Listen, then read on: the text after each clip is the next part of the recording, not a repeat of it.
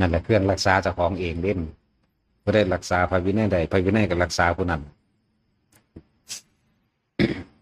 อันใดอันใดควรบ่ควรก็ไม่ได้หันแหละอัน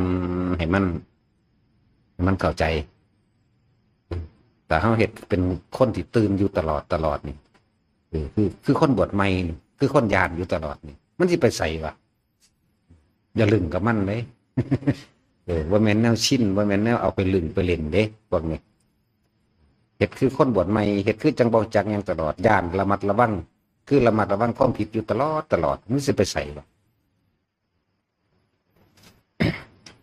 มักเป็นต้นผลเป็นปลายแต่เฮาปฏิบัติตามแนวทางมันได้ผลมันก็อยู่ในความสบายใจนี่3 สูตรที่พระพุทธเจ้าว่าศีลความบ่กังวลความบ่ร้อนความสง่าผ่าเผยความบ่มี